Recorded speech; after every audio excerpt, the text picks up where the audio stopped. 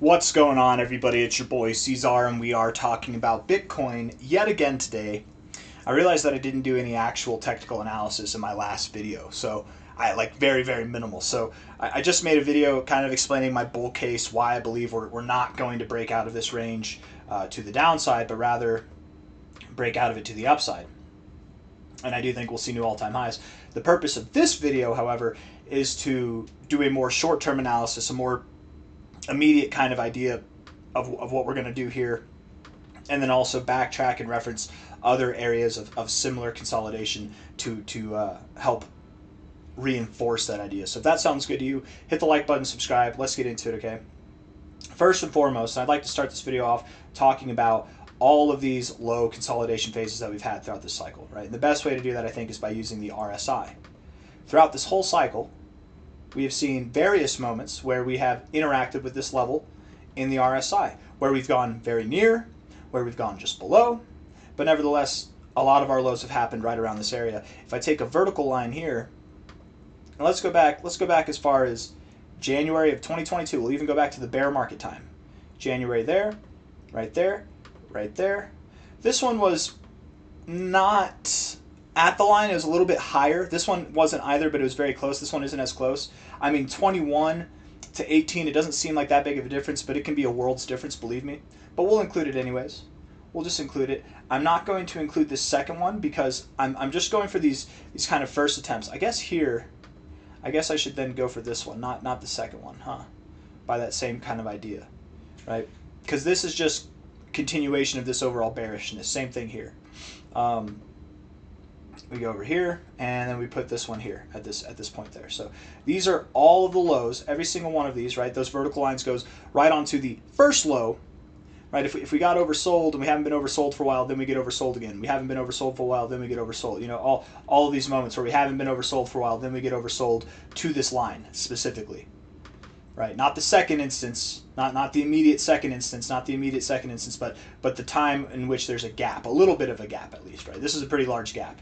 Anyways, all of those lines have corresponded with lows in the RSI at this level. If we look at this going back through time, even in the bear market, this marked a low. We built up, we still went lower. Here, we still went lower, but it marked a low, a significant low, right? And in a bear market, that's a macro low, you still went lower, macro low, still went lower, right? In a bull market, this was your low.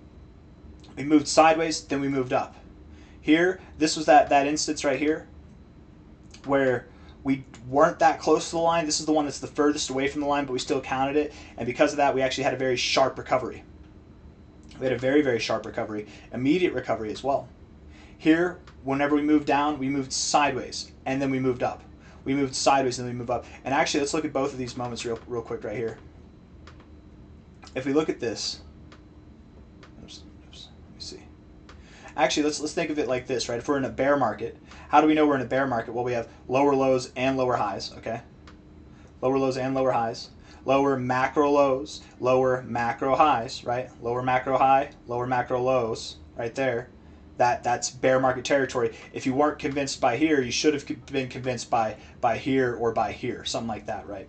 This is at the point where I became bearish, where I accepted we were in a bear market. I did not time it perfectly. I didn't accept this. I thought that was a higher low macro-wise, but it technically was a lower low. I just wasn't accepting it. It's very obvious. But at this point, it became obvious that, okay, we have a lower macro high as well. So, you know, we became bearish there. But anyways, we're in a bear market. We consolidated and moved sideways. And it was once we got a slightly higher high, then we dropped. We consolidated and moved sideways. And once we got a slightly higher high, then we dropped. Right? Now we're in a bull market. Now the bear market's over. We moved sideways. And we didn't get a slightly lower low. I mean, technically, we did go a little bit lower from this point here, technically. But we didn't move up immediately after there. We moved sideways for a long time, for months, and then we moved up. Okay? Again, this is that one that kind of counts but doesn't count. But here, moved up immediately. Here, we moved sideways. We saw a slightly lower low, and then we started to move up. And then we really started to move up, right? Here, we moved sideways, but very volatile, down, up, down, up, down. We basically moved sideways, and then we moved up for a very long time. We moved sideways for a very long time. We saw a slightly lower low after this, right? Just like the first couple of bear market times, we saw slightly higher highs and then we moved up, right? Or here we saw a slightly lower low and then we moved up. In the bull market times, bear market times, we saw a slightly higher high in these moments and then we'd move down. Bull market times, we see typically slightly lower lows and then we move up. Here, we hit this low. We had slightly lower lows. We moved sideways, though, predominantly for months, and then we moved up.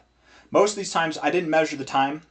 Most of these instances are 30 to 60-day stints where you hit this, 30 to 60 days later, you find your low, and then you move up, right? Then you move up.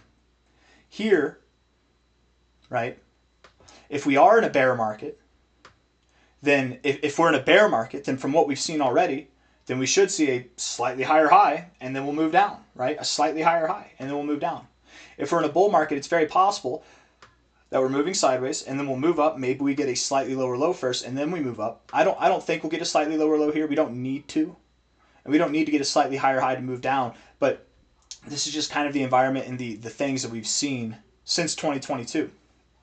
So just understanding where we are here, it makes all the sense in the world, in my opinion, being that we have a higher low here on a macro scale. This low is higher than this low is higher than this low is higher than this low is higher than this low, right? And we're still in a bull market because we have macro higher lows and macro higher highs,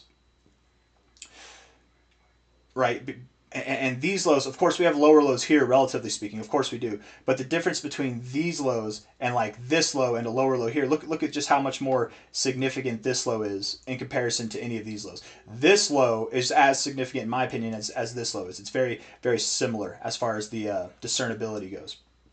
Whereas like these little lows don't really count as much. This is the macro low. None of these lows are macro lows. Anyways, we still have higher lows and higher highs, which is different than what we had over here. We had lower lows. We actually had a lower high. We haven't formed a lower high yet. I forget where I was going with that, but I would assume that we move up is all I'm trying to say, right? We've gone over the RSI, and that's part of why I would assume we move up from here is that we're doing the exact same thing we've done for years now, which is we hit this level in the RSI, we move sideways. Typically, we see a slightly lower low, and then we move up, but we don't need to. We can just move up from here. And it's been a 30 to 60 day period that you typically consolidate. Here right now, it's been about 37 days. So any day now, we could consolidate, or we could be breaking out higher. We look at the stochastics. We look pretty bullish here on the daily time frame. MACD is bearish overall, but there's some bullish momentum building. This actually does look nice. I didn't like this, that we had the false cross red. That was nice for a second. We built bullish momentum, but then we gave it up. I didn't like that, but now it looks like we're starting to build that momentum back. This is really good. You took a really weird, dicey, neutral kind of situation and then made something bullish out of it. And I think it's because it's been holiday time. We've been boring moving sideways, so things might be less accurate from an indicator perspective. But I do think building this momentum should lead us to going higher here. There were a lot of people who were screaming from the top of their lungs that we broke out of the bear flag and that we're going to go down. Here we are 2 weeks later, or a week and a half later, and we haven't done anything. I mean, if we had a bull flag, you guys, and we broke out of it like this, and we didn't see slightly high, we didn't see any higher highs, we were just below it, right? We didn't see any lower lows, we were just above it in this case. I would be really scared. I would be you know what? XCN, you ever seen this? You ever seen this chart before? Maybe not. Here, let me show you. Ready? You had a very nice bull flag here. Look at that. Look at how perfect that bull flag was. You broke out of it, but we didn't do anything. That should have been a sign. In hindsight, retrospectively, we should have been like, okay, something's up here. We broke out of this massive 12-week downtrend, and we broke out of the bull flag. Where's the breakout? Why aren't we going? Here you had a bull flag. Look at what happened here. Boom, you rallied. You rallied right through the roof. Here you had a bull flag, and you rallied a little bit, but you didn't. You kind of stalled out. We should have gotten bearish here, just like we did here, right? Bitcoin breaking out of its bear flag, quote unquote, but it's not rallying downward. Where's the breakout, right? We're probably going to go up. Very likely going to go up. We look at this on the 4-hour time frame. I don't know if the 4 hour is going to help us. It's not going to help us. The 4 hour. Look at how choppy we are. Look at how sideways choppy we are. Very mechanical. It doesn't look organic at all. This looks like such mechanical price action. And the reason why it's mechanical, my friends, is because first off, it's the weekend. But second off, and this should probably be the primary reason, is It's the holidays. It's the holidays. So there's low volume, low liquidity. People are away from their trading desks. People aren't putting the volume in. They're on holiday. They're away. So there's less liquidity. It's easier to push the prices around, and that's why it looks so mechanical. Okay. The big dogs are having an easier time. Look at the absolute lack in volume that we've had since the 21st of November. Absolutely abysmal. With random spikes here, but just look at before. Right? Look at all the volume that we had here before.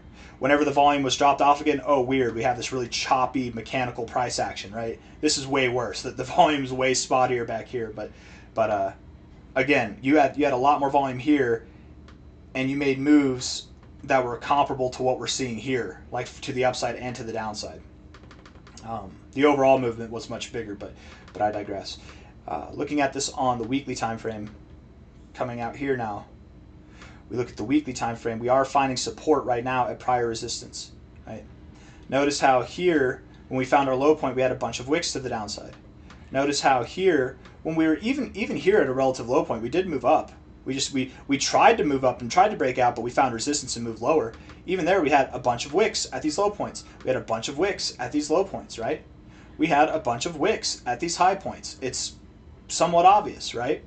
This one was a little bit less obvious. A bunch of wicks at the low points. You tried again. A bunch of wicks at the high points here, so you came down. But wicks at the low points, nonetheless, right? You didn't really wick out too much here, so you kept building, but then we got a lot of wicks and fake price action up here, so we came down. Wicks at the low points here, wicks at the low points there, wicks at the low points there, wicks at all of these low points. That's just how it is. We didn't get wicks here, not to the downside. Once we started getting wicks, then we consolidated. Once we started getting wicks, then we consolidated. Once we started getting wicks, then we moved up. We were at the low point. We've got it going on here. We've got it going on right here. And we've been consolidating about the same amount of time that we typically have consolidated at our low points throughout this whole cycle, and even in the bear market as well. The weekly RSI has bounced off the oversold zone. That's actually a very bullish posturing to be in. We're at the same levels that we were at the very ass end of our bear market right now. The stochastics are oversold. Every time that the stochastics have been oversold this cycle, we've been at a low point. And the MACD has reset itself. Okay, we're crossed below the zero, and that's not good in itself, but we've been building bearish momentum, you guys. You've been building severe bearish momentum, and all you have to show for it is higher lows. That's called hidden bullish divergence. Lower lows in the RSI, higher lows in the price, lower lows in the RSI here, hidden bullish divergence on your RSI, on your stochastics, and on your MACD on the weekly time frame. And we're at the low. The hidden bullish divergence should at least give us a little bit of a pop-up. And I want to address a couple of scenarios that I've already talked about today in another Bitcoin video that I made. That was a little bit less in depth on the TA side. But the possibilities from here, there's a few, right? There's a few. We can go up, we can go down, we can move sideways. But let's expand upon that, right? We could move up from here, provide a lower macro high, and then we go down. And then we start the bear market. It's a possibility. I think there's a 20% chance or less of that happening. I would say there's probably a 5% chance of us dropping down from here, right? Of us being in some type of bear flag that breaks us down and we see lower lows than here. Probably a less than 5% chance from there, but it's still a possibility. We could see a slightly lower low and then move up and still move back down. But I think from here, there's probably an 80% chance one way or another, whether we move up, we consolidate and then we move up more, or we move up and then we move down. Whatever it is, 80% chance or more that we probably move up from here. I would even say like 90-95% chance that we move up from here, right? There's a chance that we still move sideways and we consolidate longer, but I highly doubt that. We don't typically stay in these ranges for that long, not in a bull market or in a bear market. But we have seen long sideways consolidation before.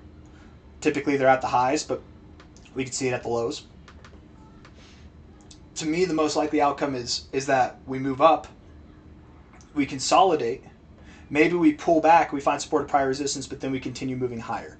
That's the outcome that I think is the most likely to happen. But before we get to the point where we move up, we consolidate, and then we pump, or we move up, we consolidate, and we dump, or we just reject, whatever it is, before we get to that point of deciding do we move up higher to new all-time highs or move lower, we need to get to this point first. And again, I'm very confident, I'm absurdly confident with the readings, with the indicators that we're seeing here, even if we are in a bear market, that we're going to take out these highs, that we likely will contest that 100K level again, maybe go up to 110K or something like that, before moving lower.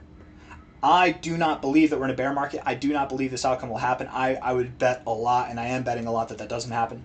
But it's a possibility, and we're addressing it nonetheless. right? From here, the expectation is, for now, is just to move up to these prior areas of support to find resistance. As far as what we do after that, we'll go over that whenever the time is right. But you guys know what my assumption is. We're probably going to see new all-time highs here in February. That's my expectation. There's one more thing I want to talk about. We talked about it before, but I just want to go over this here with you guys. MicroStrategy is the largest single custodian owner of Bitcoin in the world. Right? They own more Bitcoin than anybody else. And MicroStrategy is a publicly owned company. It's an entity that owns it for their clientele, right? So it's not just one person who owns all of this. It's one entity, but that entity is owned by, well, very, very high net worth individuals and organizations, right? It's not the same as like Grandpa being the one that has the most. Michael Saylor doesn't have the most Bitcoin in the world. Strategy does. And that's the difference, right? It's like Robinhood has a lot of stocks, but Robinhood technically doesn't own those stocks. All of their clients do, right? Like it's that a lot of people have an issue with this. And don't get me wrong, Bitcoin being centralized and a centralized point of authority isn't really true to what the white paper is for Satoshi at all. It's very anti-crypto actually, but it's not the same as one person owning all the Bitcoin, right? One person does not own 2.5%. One entity does, but that entity has a bunch of constituents and clientele that trickle out from there. Anyways, view all expiries. We look at the open interest here. Okay, these are calls and puts. They're derivatives, right? It's like it's leverage trading. Well, maybe not leverage. It's margin trading though. Still, right? You're trading on margin anytime you're using derivatives, right? And this is a derivative. It's just different. It's not the same thing as leverage, but more or less it's all the same, right?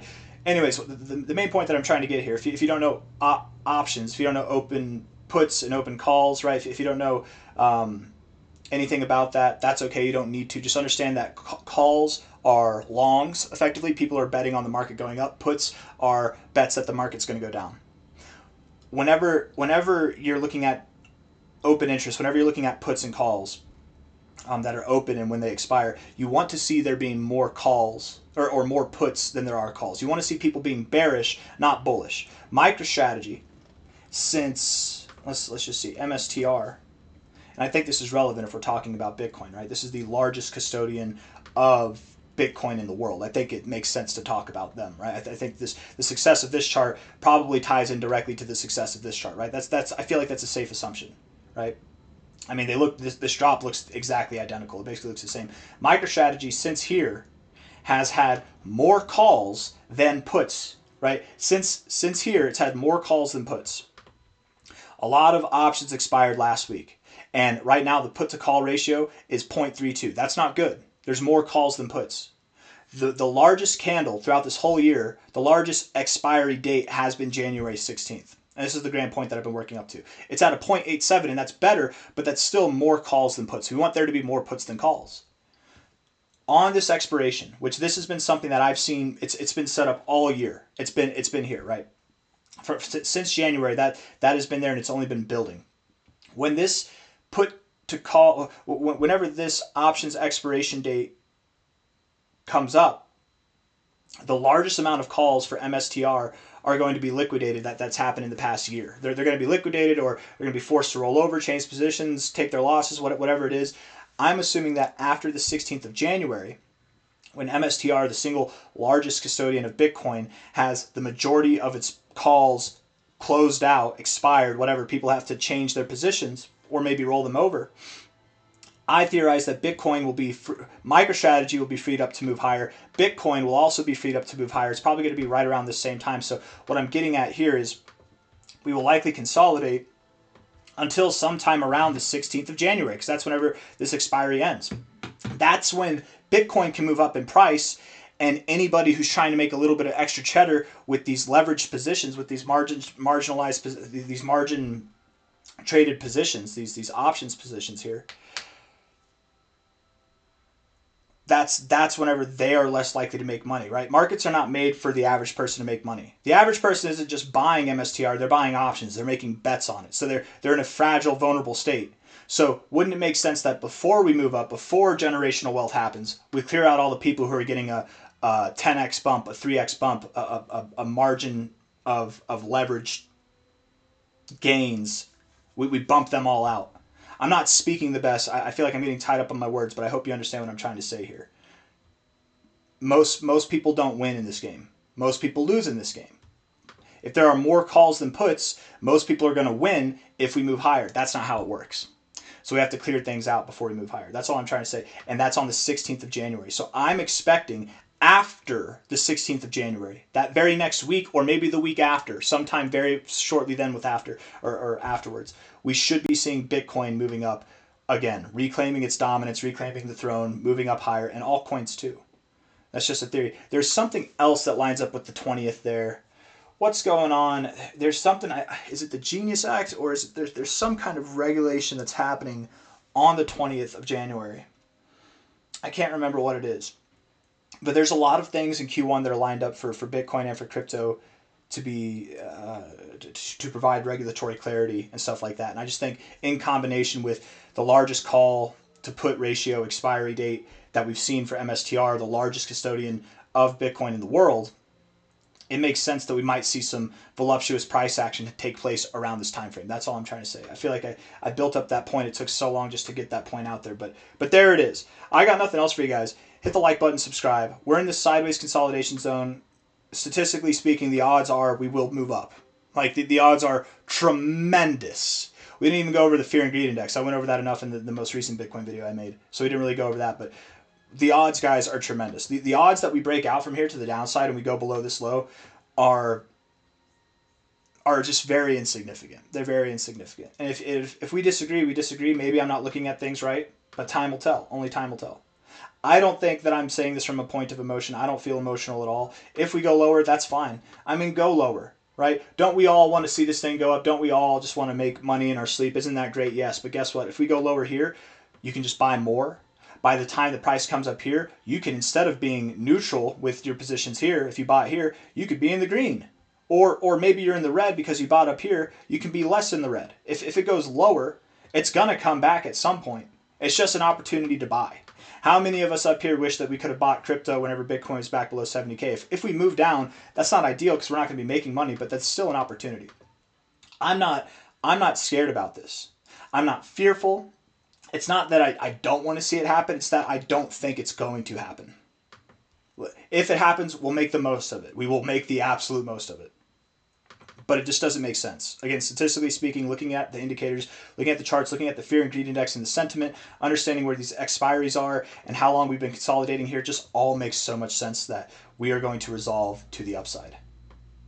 And then after we find that next consolidation phase, then we can really hash it out whether we're in a bear market or in a bull market. What is this, a lower macro high, or is this a stopping point before we move higher? Right? Is this a lower high, or is it a stopping point before we move higher? Is this a fake out, or is this a stopping point before we move higher? Right? I got nothing else. Hit the like button, subscribe. Thank you all for being here. I'll see you on the next one. Take care. Bye-bye.